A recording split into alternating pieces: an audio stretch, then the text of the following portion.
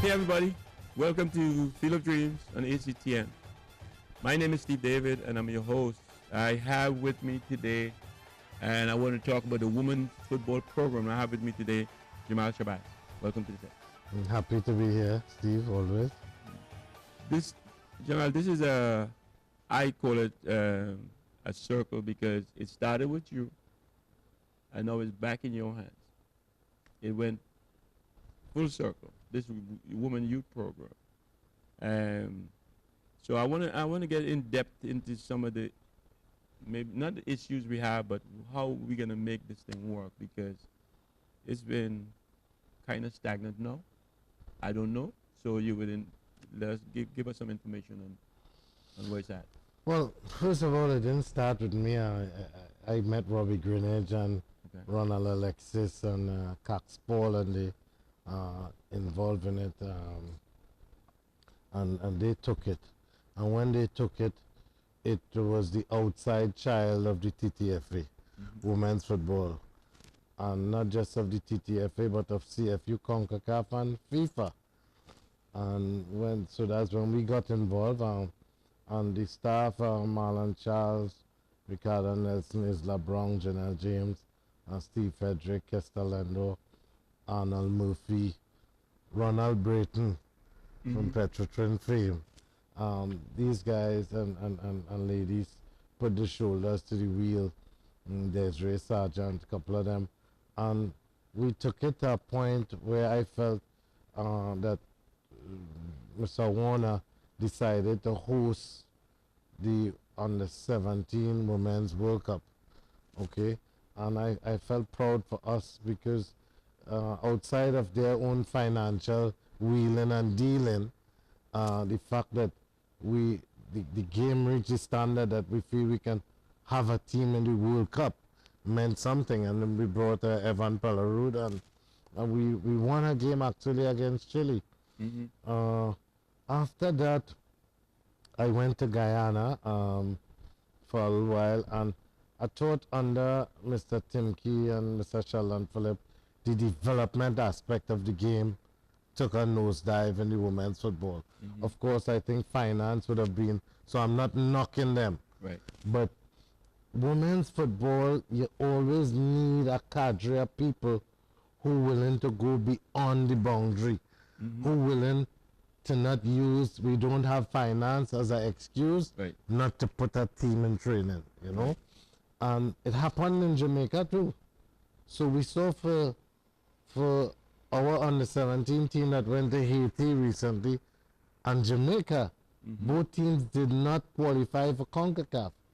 This is not good for us. No. But when those girls were 12 and 13, they were not in a development program. As we did, we would always go into the primary schools and take them at 10, 11, 12 and train them. And this was with no help from the TTFA, 4 days a week. Right. So by the time they reach 15, they're ready to be a national under 17 player, at least technically and tactically.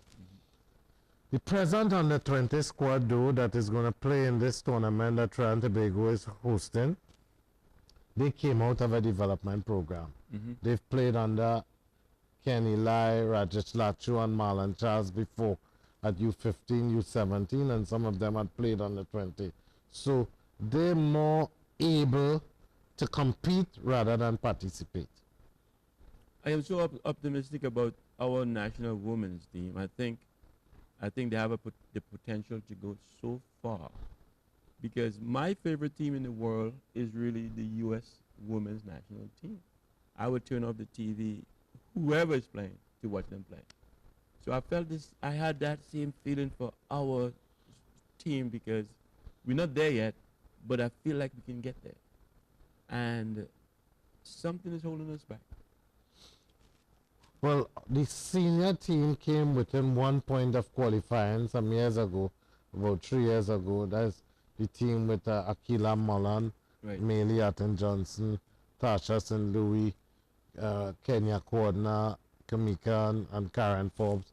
And they came out of our development program. We had them when they were 12 and 13, and now they reach between the ages of 25 to 30. Right. and they did very well. They didn't cross the hurdle, but I think they opened the eyes, as you said, that of the potential of it. Okay, but now what we did with them, and this is so ironic because 4 months ago, if you told me I would be coaching the women's national team or actually being on the field with women's football, I would say no, right. This is impossible.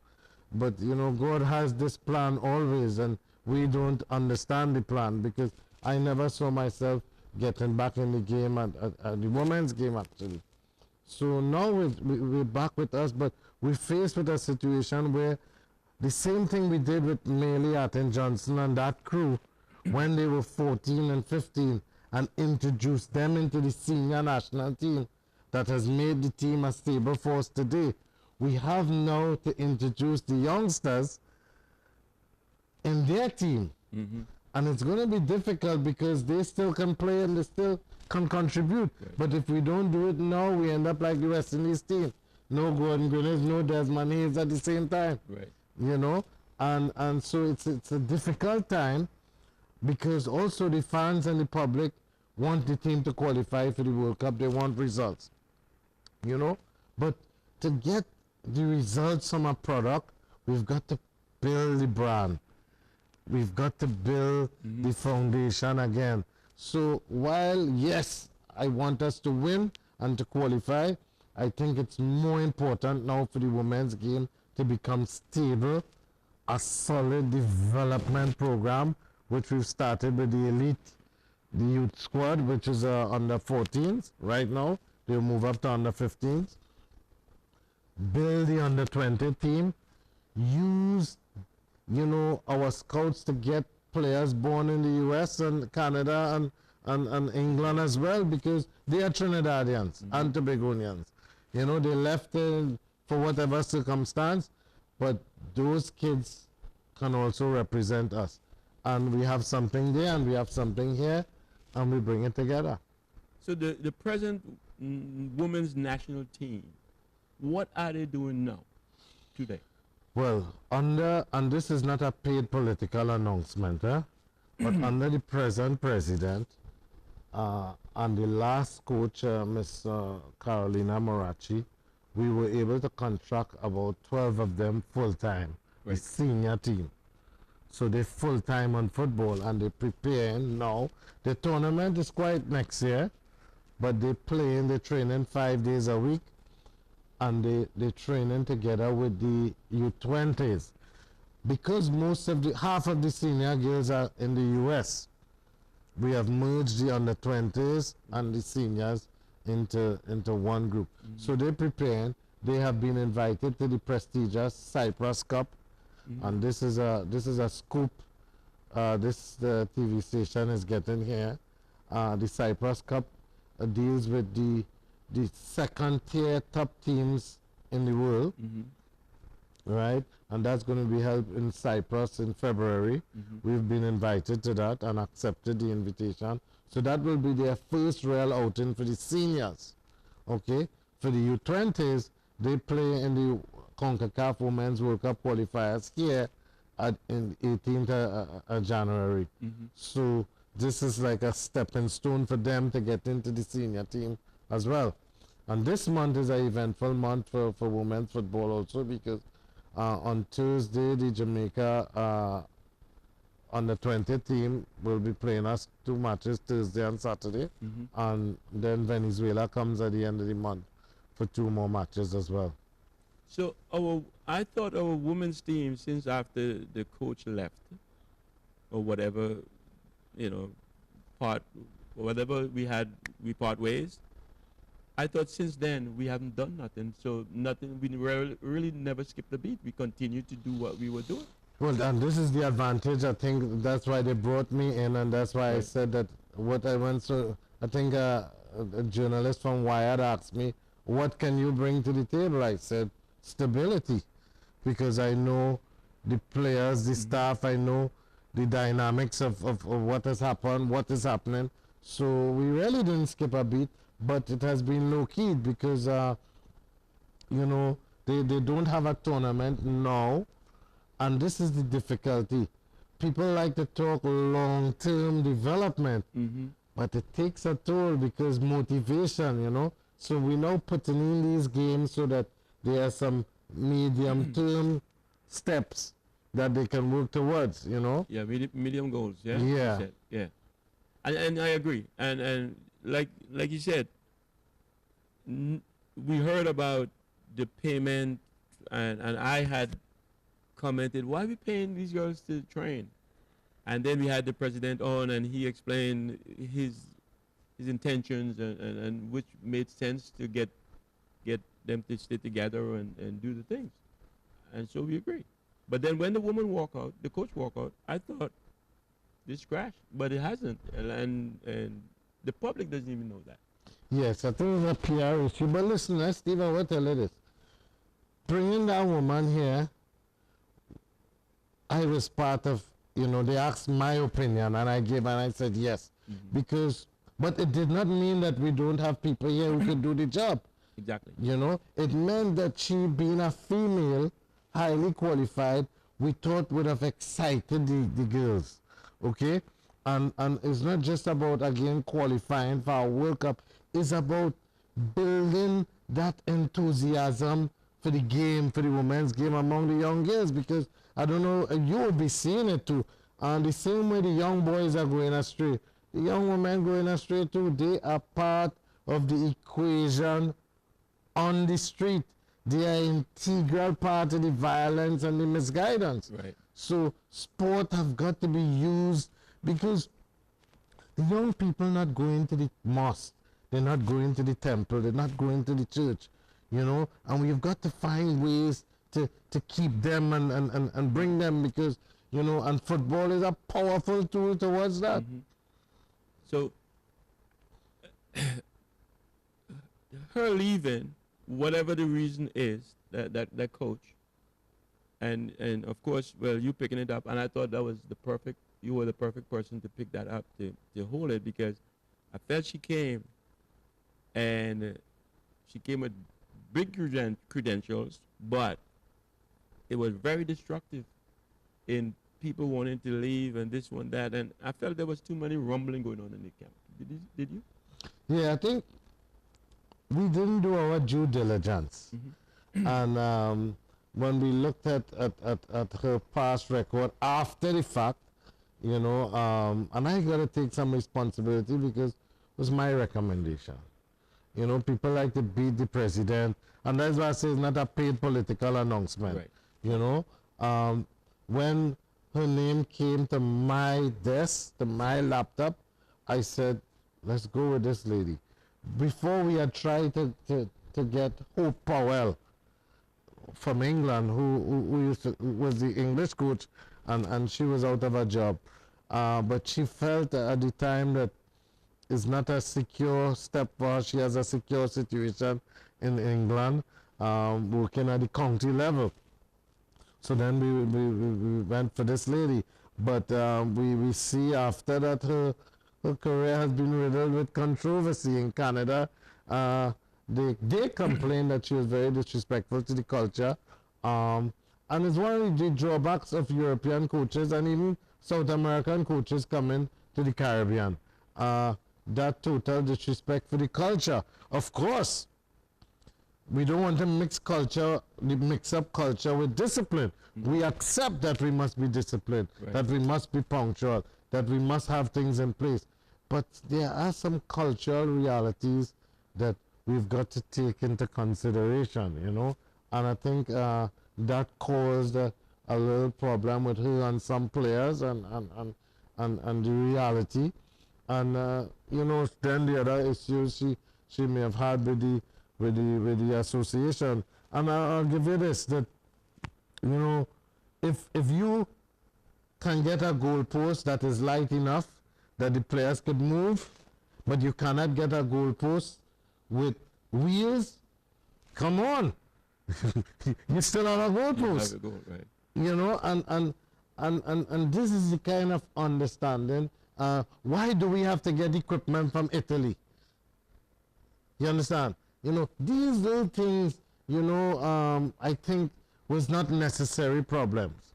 that should have been brought, you know, and those little things became big problems. And that's how I felt. I felt she came with real attitude, and she wanted, because I went and sit down and watch a couple sessions. One time, I think myself and George went over there, and she had a real attitude, and like the sun sets on her. Everything that she wants, she should have, and she should have total control. And she's not willing to meet the players halfway and understand our culture and stuff. And that's how I felt about her. And I don't know her, but that's how I felt.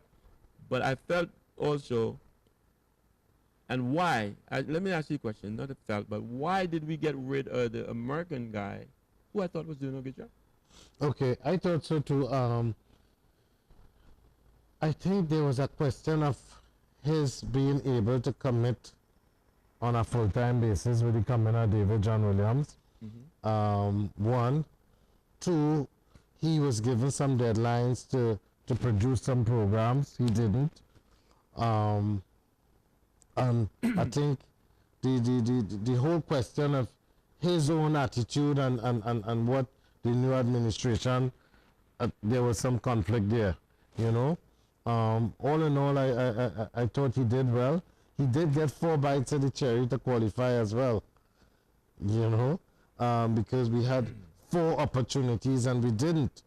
Okay, but again, there are also people who did work with that team. People like Richard Hood, you know, they did some good work also. But again, results. He didn't get. Yeah, we didn't get the results. But can you imagine the challenges he had when they were outside, the things that they went through? You think that woman coach would have no. Exactly. And again, that was so irresponsible of that past administration. Right. Okay? And this happened with this under-17 team.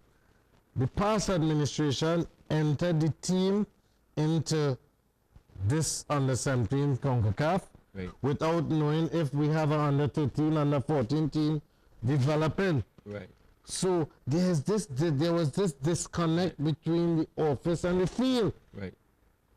We need to know, the people in the office need to know, do we have an under-14 team training? Right. What is the quality of this team? Because of the financial realities too, we've got to know, hey, would it be wise? It's like USVI played in a tournament here with us. And at the end of the first half, we were 9-0 up, whatever. Right.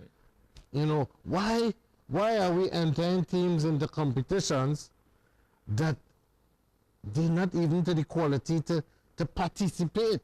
Right. You know? So they don't have to win, but if you enter a national team into a competition that is superior to them and they get 4, 5, 6 goals, it's okay. But when we start to get double figures, we've got to dress back and see how it looks. So I think in the case with Randy Waldron, who has done a good job, I think his availability on a full-time basis, okay, and I think things went sour somewhere along the line, and then the question of bringing in a female of a high quality came into being. Okay, let's take a break. When we come back, I want us to talk about our plans to move forward. Definitely. Viewers, we'll be right back after the short break.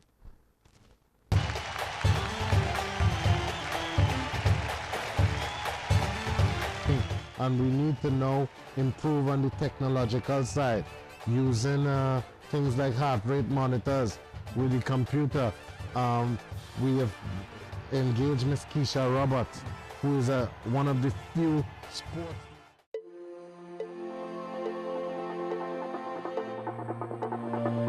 We are inspired.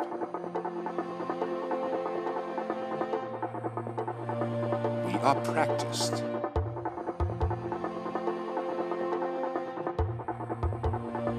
We learn.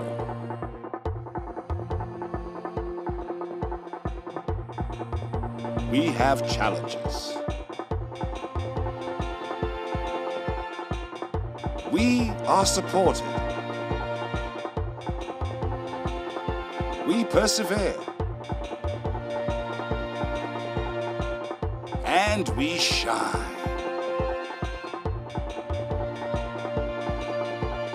This is our commitment to you.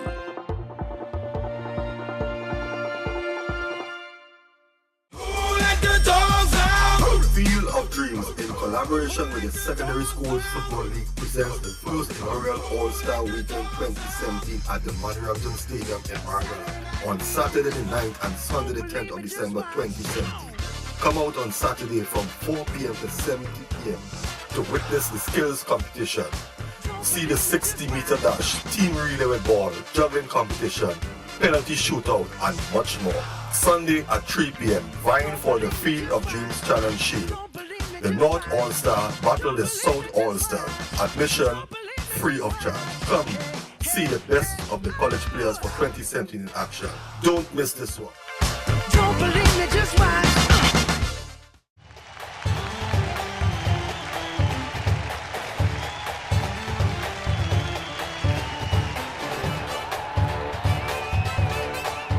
Okay, welcome back. Jamaal, before the break, we're talking about all the challenges we had back with the women's program and all that. And I think we kind of, the dust has settled a little bit. So let's talk about some plans we have in moving this forward. So we can let our viewers know that we didn't just throw it behind the cupboard. We have plans in the way. So tell us about some of the things we have planned to make this work. Okay, I think the plans we have will start to bear fruit maybe in 4 years' time, 3-4 years' time. We have an under 14 team that's already started to train for the next U17 qualifiers, right? And Marlon Charles is in charge of that group with Akila Marlon. This is one of our senior team players. Right. She has become a qualified coach now, and she's starting with that age group coming up. Of course, she has the ability to excite the kids because she can still play. After that team, we have the under 17 team that just failed to qualify for CONCACAF. If we leave that team, they will be even worse off at U20. So we're going to attach a staff to that team, keep them training 3 days a week, get matches for them in March, just before the CONCACAF tournament against the teams who qualified. So when they play those teams, they will be kept in touch with the level, right? And that team will have a staff, and they will move on every year from U17 to U18 to U19 up to U20. The present U20 team is already integrated into the senior team, and they are preparing now, but they will become the senior team, and a lot of them will be in the squad for the Cyprus, okay, because we start to integrate them. From the level of coaching, we already have Dernell Maskell, Akila Mullen, Ayana Russell, 3 players who were players yesterday, and they've started to coach. They're in the national program, and in 2 years' time, I could see myself not being involved as a coach, right? And right now, helping to mentor them, so people like them, people like Desiree Sargent, you know, and other current players like Tasha St. Louis graduating into becoming coaches and managers, right? So this is where we see in the women's game that the current players who we groomed 15, 18 years ago now transforming into the last playing days and starting to become coaches, and a development program from the elite level, but it takes time to get the result. And you know, Dennis Lawrence said something that I really admired as coming from him as what I consider a young coach. You know, he said that once you have direction in your work and you have an idea of where you want to go, then you should not be flustered. Right. And I am not flustered. When it comes to women's football, we know what it takes to develop these athletes. We know what it takes to develop a program because we've done that. Of course, we don't know everything, and we need to now improve on the technological side, using things like heart rate monitors with the computer. We have engaged Miss Keisha Roberts, who is one of the few sports nutritionists, in the country. Dr. Babwa and Dr. Zaida Hassan Ali are there with us because there are some issues outside of the field that are quite relevant for the game to be developed. We had 7 players 1 week after I came into the program or re-entered.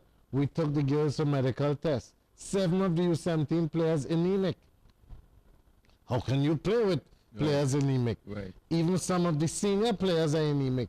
So being able now to get that backroom support.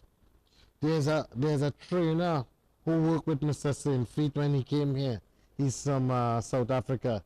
His name is Rido Burdow. When I saw this guy work as a fitness coach, it made me recognize how the backroom staff has shortchanged the Caribbean coach. Right. And I always have to speak of the Caribbean coach because I am a Caribbean person. Right. And we need now, and we are going to, and we've started to put things in place to the backroom staff, the fitness coach, the physio, the nutritionist. And those are the things that it's going to take time because although we understood that these girls were anemic, it takes 3 months, we understand, for the blood count to be elevated. So this is the reality. We have direction and we have patience. Dunel and Molon, they're not playing for the big head team no more? Dunel has decided to retire. She retired? Molon is still active training, but she's not training with the team right now. But she is a player who is 2 weeks away from high-level fitness. Right. She's doing a lot of work now in the central area with the school. She has her own little academy. Plus, she's working in the elite program.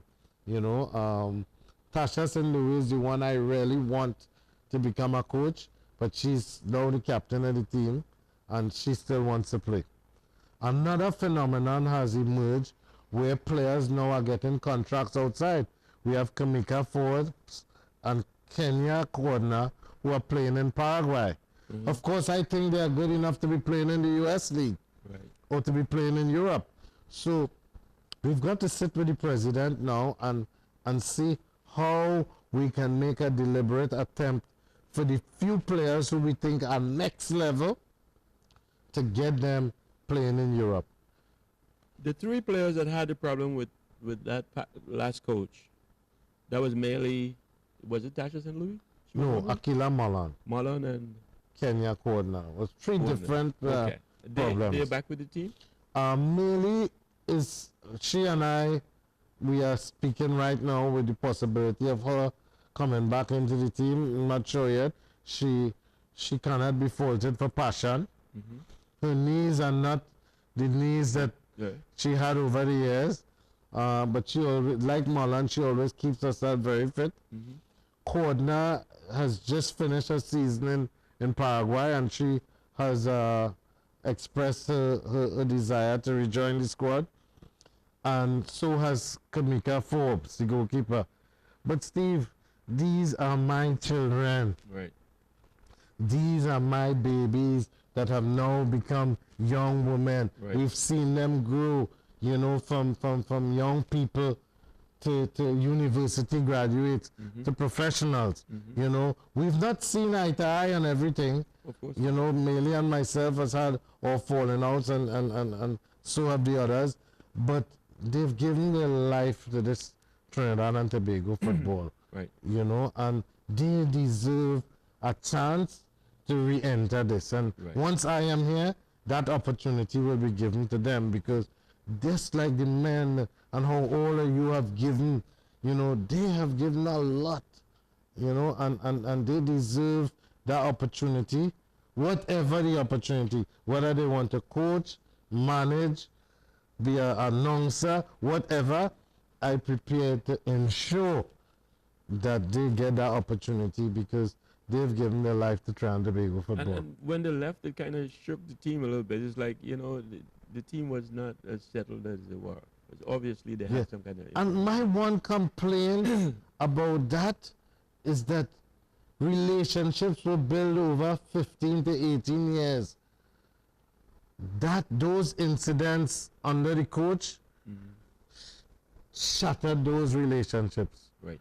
And the football is not as important as the people, the human relations. Right. I know we see now in the Trinidad and Tobago football, with who should be president, who shouldn't be president. There's a lot of animosity and that kind of thing. How could this be in a sport that is based on teamwork? Right. Right. And I don't like it because we see the violence on the street. And people bringing the gang thing into the sport that we love. Right. Watch at what the sport have done for us as a people and as individuals. And, we've got to see where this sport and this culture could help balance the thing and not bring down animosity. I think leaders must not be dictators, okay? And there must be an open forum for people within the house to voice their difference of opinion. Right. But football should not go out there and voice our differences in public, because sponsors use that as an excuse. Before, when Jack Warner was running the football, and they used to say a man and his dog running the football, sponsors would say, we're not coming in football because Jack Warner in the football and they corrupt and blah blah blah. Jack Warner not in the football, Steve. Where are the sponsors? It's a joke. So it was an excuse. Right. It's like now they're saying an economic downturn. So okay, we can't put money. But listen, I always like to remind people about this story about Jesus, peace be upon him. And this is a Christian station. So where I fail in the story, you or George could run in and tell me, no, it was, I think it was 5 loaves of bread and 2 fishes, or 2 fishes and 5 loaves of bread. When Jesus had to deal with the multitude, right? They come. Listen, people had to eat, They would have killed Jesus before if they had nothing to eat. Right. But they say he made this miracle and everybody was afforded something. No way in our reality could we consider that 5 little fishes and 2 loaves of bread could fill a multitude. That can't feed me. Right. Look at my stomach. Right. Right? So, but nowhere in the biblical story did we hear people complain, because we understand now that what people saw, that whatever little it had, Jesus, peace be upon him, distributed equitably. Right. And this is what the people want to see in the leaders, that whatever there is, that it's distributed equally.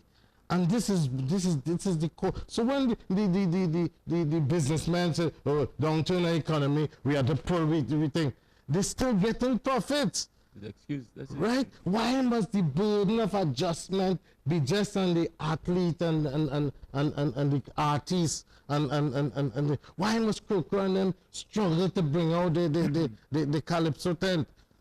So this shows a direct lack of understanding of how we build a nation as a people and how Jesus acted with the little he had.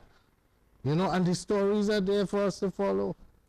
So now you on the helm, you is the one who running the women's program from top to bottom, right? Yeah. So you're the ones who are gonna set up the structure for them to follow. Yes, I take And- full responsibility. And then you would who's selecting the coaches for the different levels? Okay, we have now a technical director and a director of coaching, Anton Cornel and Mohammed Issa, right? And they in charge of the coach education. I could only recommend and push as many women as possible into that direction, but they will be in charge of actually training them, certifying them, and deciding if they can go to the next level or not. But the door will be open for them. Marlon Charles, myself, we will mentor them as much as we could. But at the end of the day, you know, you didn't decide to coach, but you know football. Right. You know, Mohamed Issa decided to coach.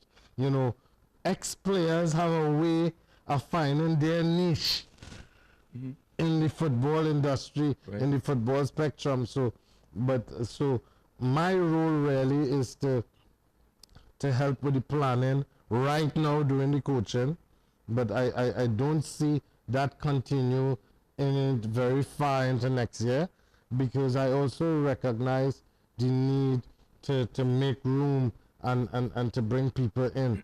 You know, I try, Steve, to learn a lot from those who went before. You know, and there needs to be a group of people who able to bring in and pass the baton and make sure that the person who running the next leg at least benefiting from the leg you run. You know, so I take responsibility for this aspect of the women's program. I made it clear to the TTFA that, you know, they've got to give me the space to maneuver and make decisions, but I also have the respect that big decisions like who should be coach and stuff like that would be in the hands of people like Mohamed Issa and Anton Cornel. But Danelle did a good job with the men's team. Yeah, Club Sando Club Sando, Moruga. Moruga, right? So I would think she has some kind of experience to hold on one of your teams. Yeah, up to last night, we worked together. Danelle had a group, Ayana Russell had a group, Desiree Sargent had a group, Marlon Charles had a group, and I was just flip-flopping, looking and seeing and observing, because when you have people like that, it gives you as a coach the opportunity to pull away and observe. You know, so you know, I think that we're going in a direction that could bring progress in a couple of years. So, but it sounds as though, and correct me if I'm wrong, that your intentions is to get some of those older players that you have, that we had, fill these roles. Definitely. And because they know the struggle, they sleep in the airports, they sleep in the stadium. Right. You know, they withheld matrimonial relationships. Right. They're now starting to have kids. Right. You know, for football and for Trinidad and Tobago football.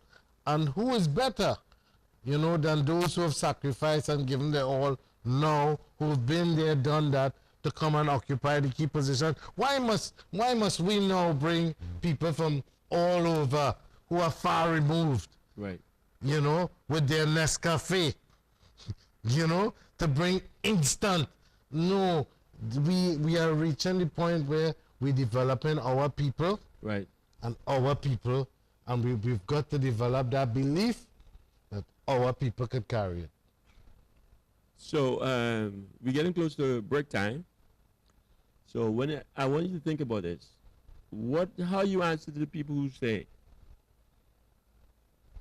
we need the Waldrons and these kind of people to take us to that level, because a competition to compete with the U.S. and the bigger teams, Canada and all that. How you answer to those people who said that when we only using these local girls who don't have that experience? Let's think about it and we'll answer it when they come back. Viewers, we'll be right back after the short break.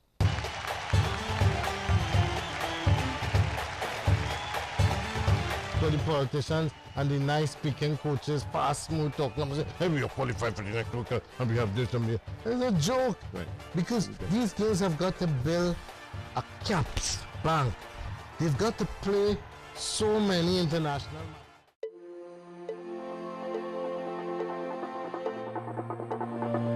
We are inspired.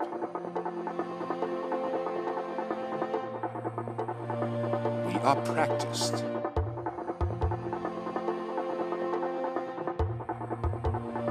We learn.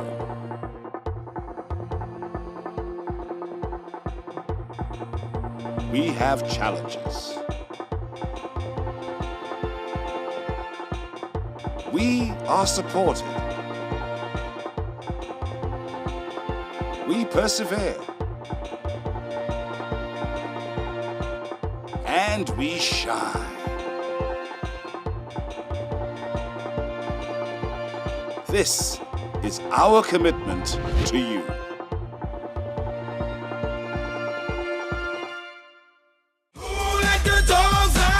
Field of Dreams, in collaboration with the Secondary Schools Football League, presents the first inaugural All-Star Weekend 2017 at the Manirabjan Stadium in Margaret on Saturday the 9th and Sunday the 10th of December 2017. Come out on Saturday from 4 p.m. to 7 p.m. to witness the skills competition.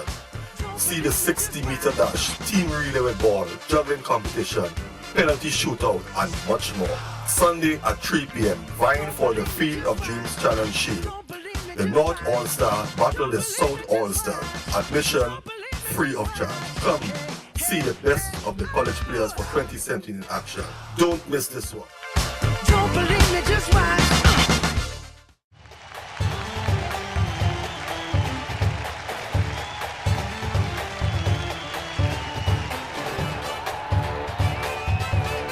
Okay, welcome back, viewers. Jamaal, like I said, how we answer to the critics or the people who say, oh yeah, you bring in the girls, they can do a good job, but how they can compete against the USA and the Canadas and the Norways and that kind of stuff? Well, first of all, people like Randy Waldron and them do have any experience in CONCACAF and at a national team. Right. You know, people like to talk on one side of their mouth. Right. Okay, but you know, the experience that even I have had as a coach, they don't have at national team level. They've done ODP programs and stuff. And I don't like to talk about these things, but when it comes to defending our people and the integrity of us as coaches and technicians, I have to open my mouth, right? The older players in this team have played CONCACAF football from since they were 15 years old. Now some of them are 30 years old, right? This is about 7, 8 CONCACAF tournaments. We have players in our senior women's national team that have more CONCACAF experience playing at CONCACAF tournaments than in the U.S. national team. Right. Okay? How does a young coach get experience if you do not give them the opportunity? Many years ago, Mr. Warner and the deceased Captain Burrell said to me that the Caribbean coach not ready to take a Caribbean team to a high level tournament in CONCACAF. And I said, well, how if they don't get the chance? And then I went to Guyana, right? And we beat Trinidad and went to the final round of 6, which is a high level tournament in CONCACAF. So the opportunity must be given. And then we like to bring a coach, right? Why we don't bring a general secretary, a president? Why we don't bring a prime minister from England and from Europe, or a speaker of the house? You know, if like how, and a commissioner or a head of the defense staff. You know, if we're going colonialism again, let we do it full. Let me don't just do it in sport. Don't say that. They might try to start doing that because they used to do that. Yes, so you know, we now throw off the jacket of colonialism. We parents and then pick up the jacket of neo-colonialism. If my generation don't change that, the children go past and spit on the grave, look, their lives, Jamaal Shabazz, he do nothing to make it happen for we. No, I go die fighting it and fighting that, look, our people time has come because we went through our period of apprenticeship. Even the slaves had a period where they had to learn and then they had to be free and come and take the destiny into their hands. And this is what I come to do. So then you have a plan to bring the Nile and the Melee or the Mulon into under your umbrella and take them along, walk them. Definitely, we have that plan, and this is where Anton Cornell, Mohamed Issa, and the whole CONCACAF coach education program Right. have got to prepare them, and I will fight for the opportunity for them. For them. Right. You know, Yeah. an opportunity with their experience as past players and the knowledge of the game. Right. They learn to coach. Right. I think the opportunity is there. Do you feel like the woman coaching the woman would be better than the man in the women's program? It has its plus and minuses. Right. You know, I've seen where at times, you know, they could be a little more stern, but I've seen at times where they're too stern. Right. I think it is how the young coach evolve as a coach, you know, and how they are mentored as well, you know. But at some point, the coach educator and the mentor will have to back off and let this person become the coach that they want to become. And we know there are different coaches. There are autocratic coaches, there are democratic coaches, there are coaches who laid back, there are coaches who pushed, you know, and we've got to see, you know, how we can, you know, give them the wide variety of the spectrum for them to see the pros and cons of it. But at the end of the day, how they evolve will have a lot to do with how they take the advice. So you said 4 years. Our plan is 4 years. We should be competing in the highest level. You're competing to qualify. Right. To qualify. Right now, we want to, and we have a good desire, okay? And we in the race. Right. But I would say in 4 years' time, the people could say, hey, yes. Because the other part of the thing we got to look at, Steve, is that it's not a team that is qualified for a World Cup. It's a country, Right. right? And the business community, the government, the parents, the association, the clubs, everybody, the butcher, the baker, the candlestick maker, everybody have got to put their shoulders to the wheel. And then, you know, we could say, hey, this is our team. A lot of people don't put in nothing. They don't even wish the team well. Right.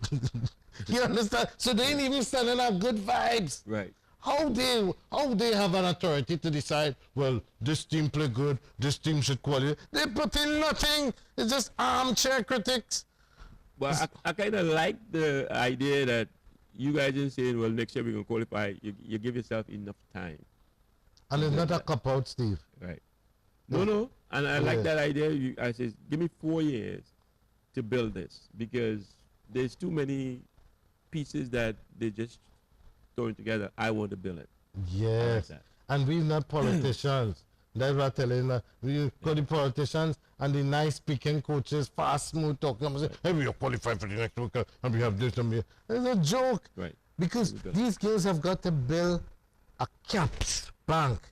They've got to play so many international matches that they become comfortable and knowing what is expected. I remember when you guys went to North America, okay, you brought with a certain level of experience. If you had gotten to play more for Trinidad and Tobago, okay, think based on that experience you guys got, you know, what it could have done for the program. Right. You know, I think we've become, and because of the people who say they are fans, and because of social media, we have become very irritable about, we have to qualify. But what are the steps in place to ensure that we could qualify? I'm not afraid of the public and the criticism. People have called me the worst things. Well, I know you not, but what about people getting into your players' head? That is the How do you challenge. control that? That is the challenge. And we'll be saying to the players, hey, listen, we want to go and battle for it, you know. But we got to be real in the sense that, hey, look, there would be teams that are superior to us, but we saw and we see in world football where sometimes a team that is superior to another team lose. course. Based on tactics, based on discipline. If David did not slay Goliath, I would have said, well, let me just forget the thing. Right. But we have an example. What was the ingredients used by David, peace be upon him? Faith, discipline, timing, tactics used. So those things can equalize Trinidad under 20 playing against a Canadian under 20. Even Costa Rica has gone ahead of us. They've played in under 17 World Cups, right? Some of their players who've played in World Cups will be playing in this under 20 team.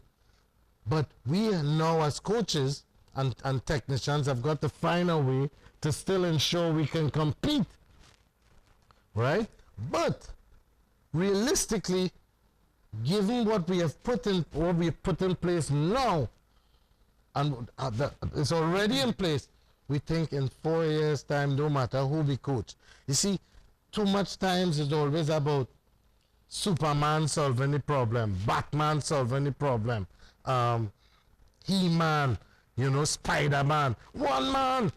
And then when that one man don't do it, because we religious culture now, we go crucify he. But if we put a structure in place where people get experience and exposure, we could do like the PNM and move and laugh until we could put a frog and win, yeah. Yeah, and down in point two, yes. I hope the people, it's not a paid political thing. But I like the idea because if we fail, the system fails. It's not one man fail, and that is the best way to do it. We put a system in place, a foundation we built, and let's go from there. And that's the best way. All right. So what's tomorrow or the day after tomorrow and the day after tomorrow? What we do? We train, and what's the plans for? Okay, we train 4 days a week, 5 days a week. We have in weekend camps from now until January, you know, and the girls have committed. We have a tutor in place, you know, because some of them they suffer with the schoolwork, and there's another big move by the TTFA that we have a tutor in place, transport, everything. So we put in things in place. So these girls making a serious commitment 5 days a week, and we're gonna give it our best shot. But we still thinking that is the short term, the best shot. But in the medium and long term, we gain them to be confident enough to know, we prepared for this. Because when you know you're really prepared, it's a different level of confidence too. What about some international games? I'll tell you why I say that, because I seen the with the woman who left, the coach who left, I see them play at Boland Stadium against a church team from the U.S. And the church team hold them and beat them with ease. And I'm like, why are we, I'm like, no, something wrong with that picture. Well, we play in Jamaica and Venezuela this month. In December, we have games lined up against Mexico. We're trying to get Colombia to come here, right? And we still trying to get the U.S. team as well, because they'll be in the other group. They're coming to Trinidad earlier. We're trying to get them to play us a game as well. So definitely the friendly matches, the warm-up matches are an integral part of the development. And again, what is the job of the coach? To put together the program, to train the team. What is the job of the administrator? To get the games, to get the funding. And in our country, administrators in the whole Caribbean, everybody like to focus on who get picked and who play and who in play. We got to find yardstick to measure administrators, right?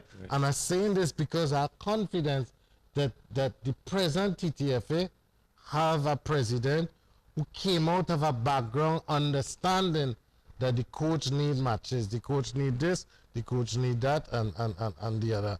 And I think, once they can continue along that path, then the thing could work. you know, and I'm confident about that because we're doing what we had to do, and we want the administration to do what they have to do. Coaches have to get paid, we got to get facilities, you know, we got to get matches, we got to get food, everything, and also the politicians have to play the thing because I different, you know. The politicians and running in the picture now and meeting you in the airport, and we didn't get nothing from them. No, that had to stop, and people had to tell them, listen, Captain, oh, no, they're not allowed for that. Yeah. But don't you think things are a little bit quiet now with since that last coach left, everything is quiet and we need to get women teams coming in the country and playing games. Definitely. And this month, as I say, in November, that will start to happen. Okay, good. You know, we'll have 4 matches, 2 against Jamaica, 2 against Venezuela, and then in December, we will have Mexico, and we're trying to get Colombia. So the public will get a chance to see the ladies. We want to take one of the games to Point Fortin, right? And we're still trying to work on that, and take them also to the communities as well. So the community, by the time January, everybody knows, you know, we have 2 excellent players from Point. You must know one of them, Denisha Prince, and another one, Abishai. Solid players. And it's good, and we need to promote these players because, of course, the more they hear the name, the better they feel and the better they play. Yeah. And we need to push that. But, all right, any closing comments? Well, I want to thank you for giving me the opportunity to say it as I see it because, you know, I don't always get an opportunity to speak freely. Right. I thank you and the station for that. And, you know, just bringing the topic of women's football, I think that's huge. Right. Because so often, as I told you, that women's football is in the background. And I just want the public to come out and support, but also to give the understanding that we're in this thing together. You know, and there are short steps and longer term steps. Yeah.